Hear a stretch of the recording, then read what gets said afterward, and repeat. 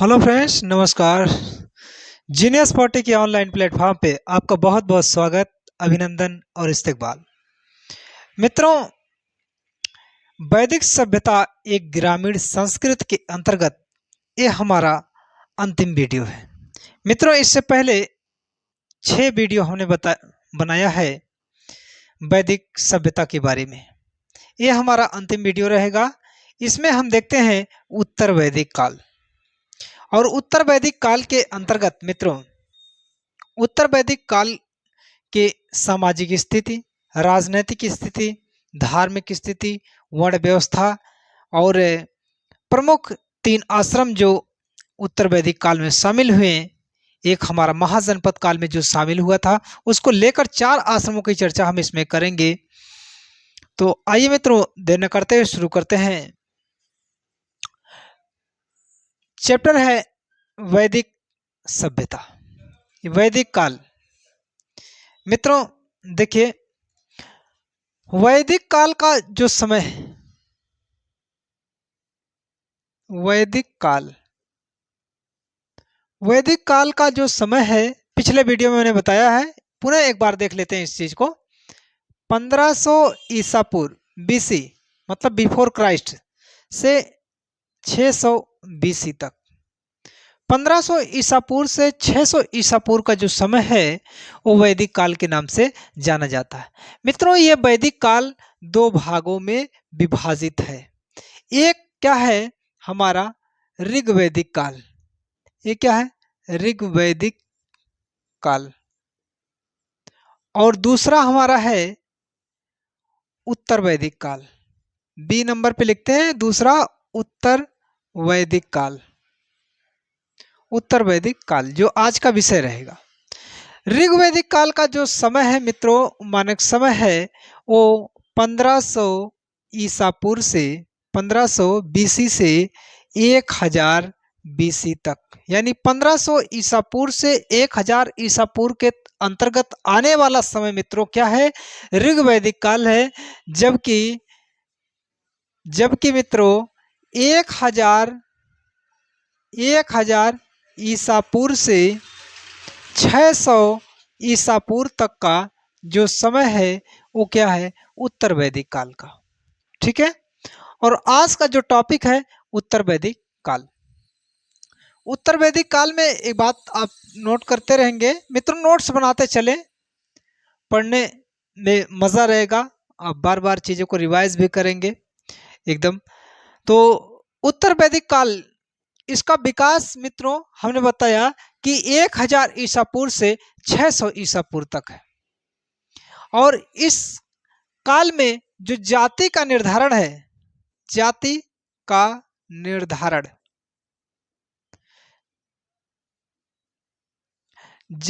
जाति का जो निर्धारण है वो किस पे मित्रों, वो कार्य के आधार पे नहीं है। हमने ऋग्वैदिक काल को पढ़ाते समय बताया था कि ऋग्वैदिक काल में जाति का आधार क्या था, कार्य एवं कौशल के आधार पर ऋग्वैदिक काल में जातियों का निर्धारण होता था। परंतु यह समय आया है उत्तर वैदिक काल का। उत्तर वैदिक काल का जो समय है वो जाति का निर्धारण वंश या जन्म के आधार पर, वंश और जन्म के आधार पर जाति के निर्धारण होने लगा। यानी वंश परंपरा के आधार पर आप लिख सकते हैं वंश परंपरा, वंश परंपरा के आधार पर जाति का निर्धारण होने लगा। ठीक है, और इसमें यानी किसमें, उत्तर वैदिक काल में, उत्तर वैदिक काल में धीरे धीरे कबीलियाई, जो कबीलों में रहने की जो सिस्टम था वो समाप्त तो होने लगा। ठीक है, और जब वो समाप्त होगा उसके स्थान पर राज्यों का उदय होना शुरू हुआ। ये वक्त है, ये समय है उत्तर वैदिक काल का, ये दौर था उत्तर वैदिक काल में, उत्तर वैदिक काल का, जहां कबीलों का पूरी तरीके से समाप्ति हो रही है और उसके स्थान पर राज्यों का उदय हो रहा है। ठीक है, आइए देखते हैं, लिख लेते हैं, नोट भी कर लें। इसमें क्षेत्रगत राज्यों का उदय हुआ उत्तर वैदिक काल में। क्षेत्रगत क्षेत्रगत राज्यों का उदय हुआ। कभी कभी परीक्षा में प्रश्न पूछ लिया जाता क्षेत्रगत राज्यों का उदय कब से शुरू हुआ, ऋग वैदिक काल से कि उत्तर वैदिक काल से, तो उसमें उत्तर क्या आपका है, उत्तर वैदिक काल। और कबीले आपस में मिलकर या कबीले के स्थान पर राज्यों का उदय है, तो लिख देते हैं कबीले आपस में मिलकर, यानी मर्ज हो जा रहे थे, मिलकर राज्यों में परिवर्तित होने लगे, राज्यों में परिवर्तित होने लगे। ठीक है मित्रों, होने लगे। पूरे बारीकियों से पढ़ते हैं तभी 7 भाग बन गए मित्रों, एकदम बारीकियों, एक भी प्रश्न आपका छूटने वाला नहीं है। और उस समय की सबसे बढ़िया जो खोज है आर्थिक स्थिति में, हमें हालांकि उसकी चर्चा हम कर देंगे, लेकिन हम पहले ही इसको नोट कर देते हैं। सबसे बड़ी जो खोज है गंगा यमुना के दोआब क्षेत्र के अतरंजी खेड़ा से जो लोहे का प्राप्त होना, वो सबसे बड़ी खोज है। तो एक लाइन में मात्र आप लिख लीजिएगा, तकनीकी दृष्टि से उत्तर वैदिक काल में लोहे की खोज हुई। तकनीकी दृष्टि से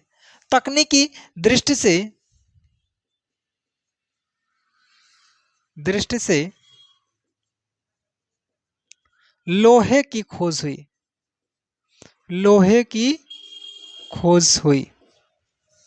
और उस समय लोहे को देखिए, उत्तर वैदिक काल में जो वर्तमान में लोहा है, आयरन है, उस समय उसे लोहा ना कह के बल्कि श्याम अयस्क या कृष्ण अयस्क कहा जाता था। श्याम अयस्क या कृष्ण अयस्क कहा जाता था। कब? उत्तर वैदिक काल में लोहे को कृष्ण अयस्क कहा जाता था, श्याम अयस्क अथवा कृष्ण अयस्क के नाम से जाना जाता था। ठीक है, आइए अब हम देखते हैं उत्तर वैदिक काल की राजनैतिक स्थिति। आप इसे नोट कर लें।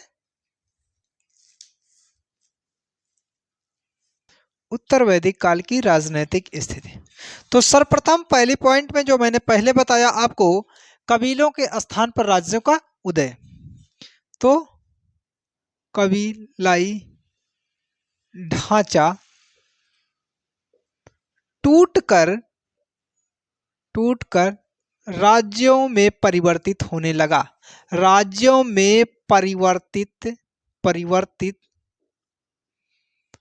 लगा।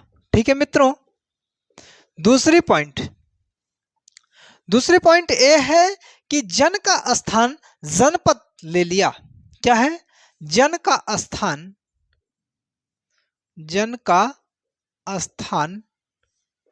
जनपद ले लिया।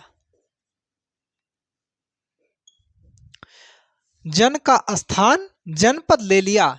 थर्ड पॉइंट हम मित्रों नोट करते हैं कि अब यहां जो युद्ध हो रहा है वो गायों के लिए नहीं। ऋग वैदिक काल में, मैंने एक पॉइंट को ध्यान दीजिएगा, पिछली वीडियो में मैंने बताया था कि ऋग वैदिक काल में जो युद्ध प्राय होते थे गायों के लिए होते थे। अब गायों के लिए युद्ध नहीं होता था, बल्कि सीमा विस्तार के लिए युद्ध होता था, क्षेत्र के लिए युद्ध होता था। तो आप युद्ध नोट करेंगे, युद्ध गायों के लिए नहीं अपितु बल्कि क्षेत्र के लिए होने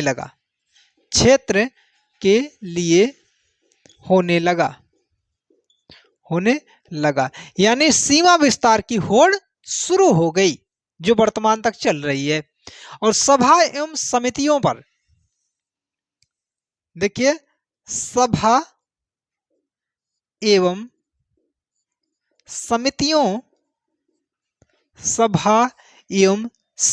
पर राजाओं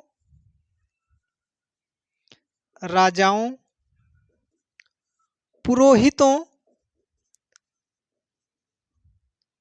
सभा एवं समिति आप समझ रहे ना, पिछले वीडियो में मैंने बताया था सभा श्रेष्ठ लोगों का, ठीक है, समुदाय, और समितियां जो सामान्य लोगों का समुदाय था। उस पर राजाओं पुरोहितों और धनी जो सामंत होते थे, सामंतों का अधिकार हो गया।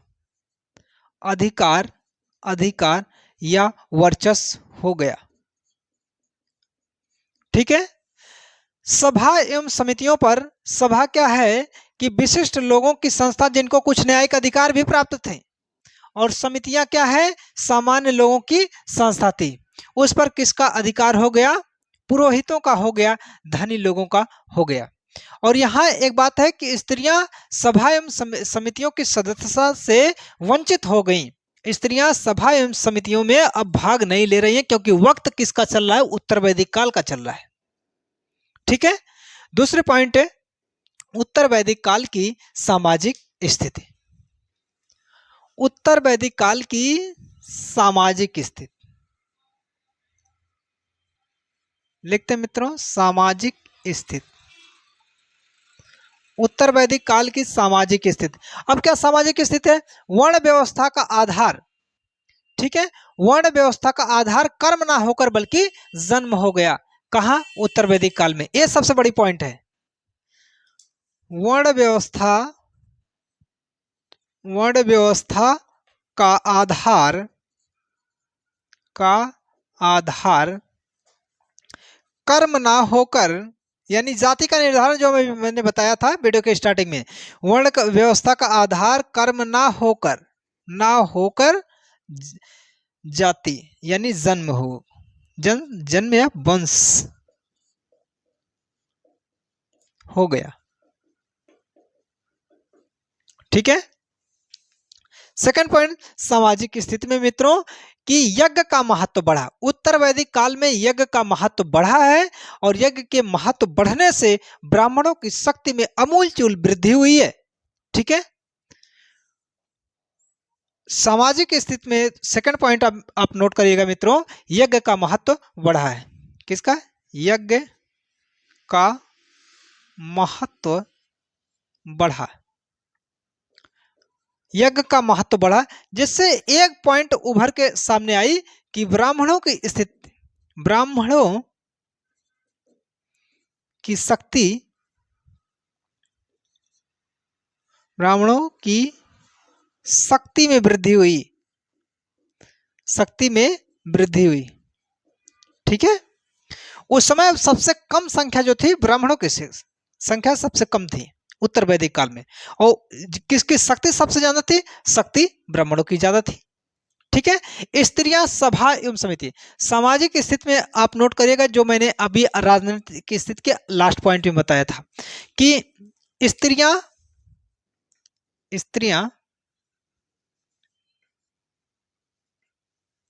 मित्रों, स्त्रियां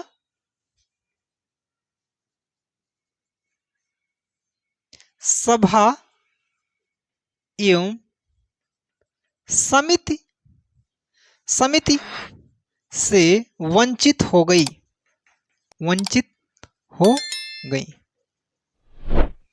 ठीक है। ऐसा रीजन है कि देखिए ऋग्वैदिक काल में सभा एवं समिति दोनों में स्त्रियां भाग लेती थी, परंतु यहाँ पर सभा एवं समितियों में स्त्रियों का प्रवेश वंचित किया गया। अर्थात हम ये कह सकते हैं कि उत्तर वैदिक काल में स्त्रियों की स्थिति बहुत अच्छी नहीं थी। आप कंपेयर करें किससे, ऋग्वैदिक काल से। तो सभा एवं समिति जो सभा विशिष्ट लोगों की संस्था है जिनको कुछ न्यायिक अधिकार भी प्राप्त थे, और समिति क्या है कि सामान्य लोगों की संस्था थी। ठीक है। आइए नेक्स्ट पॉइंट में हम देखते हैं कि यहाँ पर कुछ आश्रम, जो 4 प्रकार के आश्रम है उनकी चर्चा करते हैं। उसके बाद वर्ण व्यवस्था को हम देखते हैं लास्ट पॉइंट में। आप नोट करें इसे। चलिए, आश्रमों का उदय, जो आश्रम व्यवस्था वो उत्तर वैदिक काल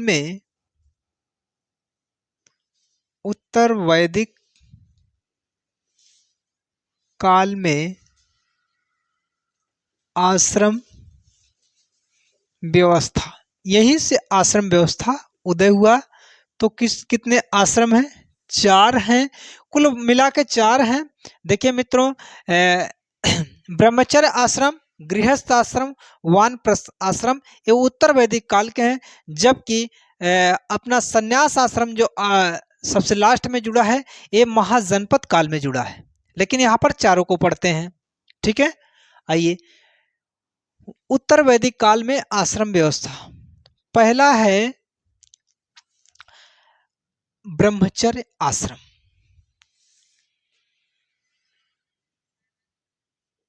ब्रह्मचर्य आश्रम, ब्रह्मचर्य आश्रम का जो आयु है, इसमें ब्रह्मचर्य आश्रम में जो आयु 5 से 25 वर्ष तक, 5 से 25 वर्ष तक का जो समय है वो ब्रह्मचर्य आश्रम। मित्रों, इसमें विद्यार्थी जीवन का वर्णन है और विद्यार्थी गुरु के समीप रहकर शिक्षा दीक्षा ग्रहण करता था। ठीक है, और गुरु के समीप रहने का तात्पर्य वो गुरुकुल में प्रवेश करता था और वो शिक्षा ग्रहण करता था।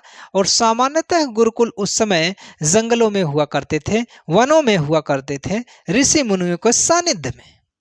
ठीक है, अब इसी को मैं लिख देता हूं शॉर्ट रिव्यू में एकदम, विद्यार्थी काल। विद्यार्थी काल आप नोट्स में एक्सप्लेन कर लेना इस चीज को। दूसरा है विद्यार्थी काल अर्थात शिक्षा प्राप्त करने का समय। दूसरा मित्रों गृहस्थ आश्रम। गृहस्थ आश्रम,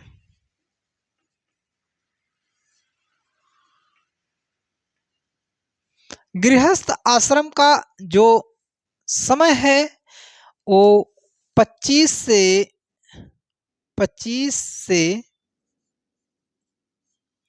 50 वर्ष तक, 25 से 50 वर्ष तक का जो समय है वो गृहस्थ आश्रम से के नाम से जाना जाता है। इसमें देखिए गृहस्थ व्यक्ति को विवाह तथा पारिवारिक जीवन का निर्वहन करना पड़ता था। तो गृहस्थ आश्रम में किसका उल्लेख है? विवाह एवं पारिवारिक निर्वहन, पारिवारिक जीवन एवं जिम्मेदारियों का निर्वहन, जीवन एवं जिम्मेदारियों का यानी कर्तव्यों का निर्वहन का उल्लेख है। ठीक है, आइए नेक्स्ट है वानप्रस्थ आश्रम। तीसरा वानप्रस्थ आश्रम। वानप्रस्थ आश्रम का जो समय है मित्रों वो 50 से 75 वर्ष तक। कितना समय इसका है? 50 से 75 वर्ष का समय। ठीक है, 50 से 75 वर्ष का जो समय है वो वानप्रस्थ आश्रम है। वो कौन सा वानप्रस्थ आश्रम है? और इसमें सामाजिक दायित्व के निर्वहन का चर्चा किया गया है। इसमें सामाजिक दायित्व, व्यक्ति के सामाजिक दायित्वों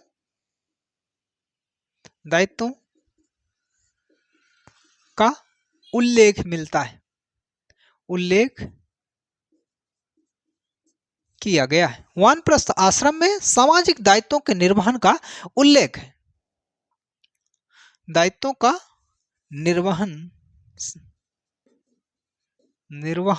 संबंधी उल्लेख, निर्वहन संबंधी उल्लेख की चर्चा किया गया।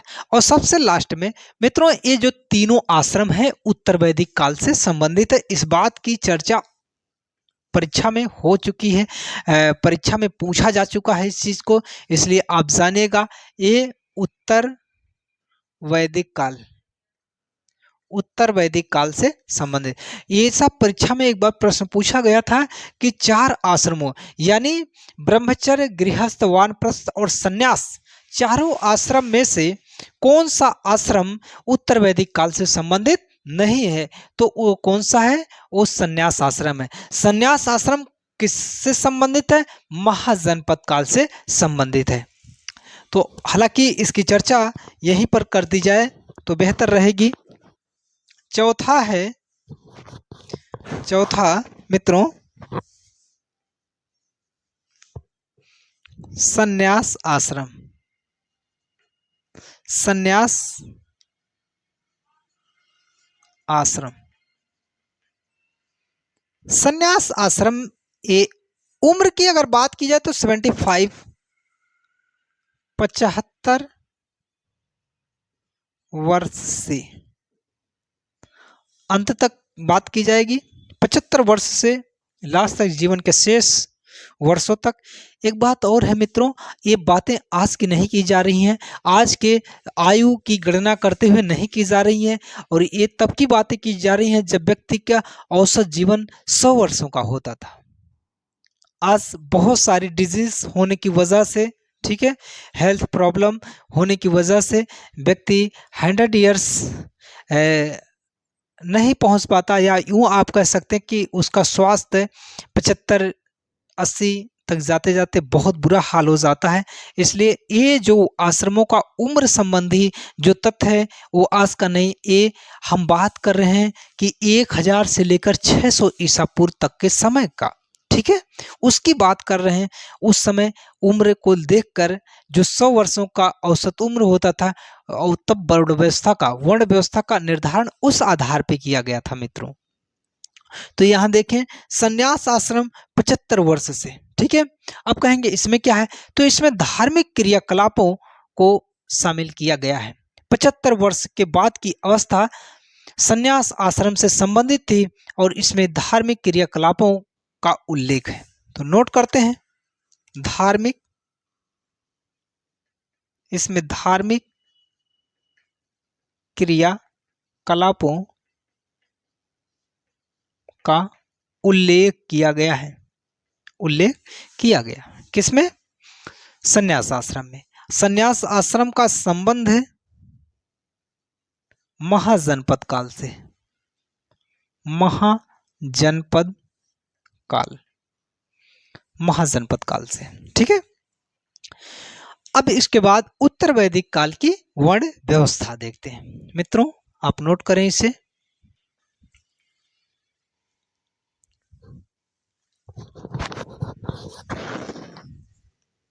मित्रों हेडिंग बना देते हैं, उत्तर वैदिक काल की वर्ण व्यवस्था। उत्तर वैदिक काल में वर्ण व्यवस्था।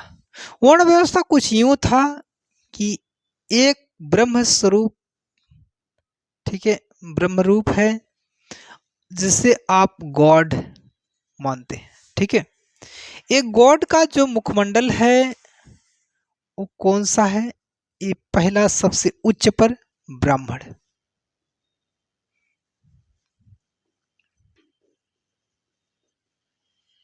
दूसरा था क्षत्रिय, दूसरा क्या है? क्षत्रिय। तीसरा क्या है? वैश्य। और चौथा है यहां पर शूद्र। इस चीज का उल्लेख है, ये क्या है? वर्ण व्यवस्था। वर्ण व्यवस्था, ठीक है मित्रों। ब्राह्मण जो ये सबसे उच्च पद पर था, ब्राह्मण यानी ब्रह्मा का मुखमंडल जो है इसको ब्राह्मण माना गया। सबसे उच्च, सबसे उच्च कार्य की अगर चर्चा करें, पूजा पाठ यज्ञ, पूजा पाठ यज्ञ इत्यादि कराना। और ब्राह्मणों की संख्या की अगर बात की जाए उत्तर वैदिक काल में या ऋग्वैदिक काल में, तो उत्तर वैदिक काल में ब्राह्मणों की संख्या सबसे कम,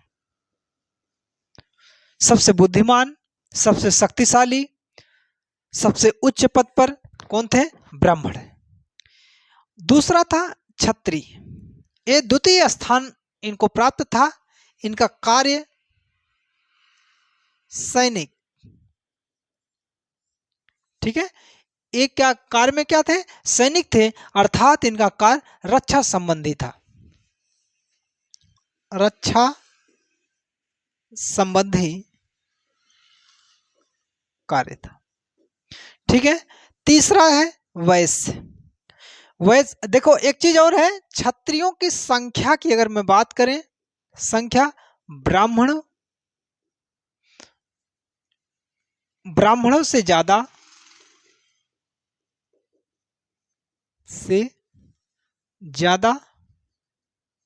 परंतु वैश्य से कम संख्या थी, ठीक है। आइए वैश्य के बारे में समझते हैं।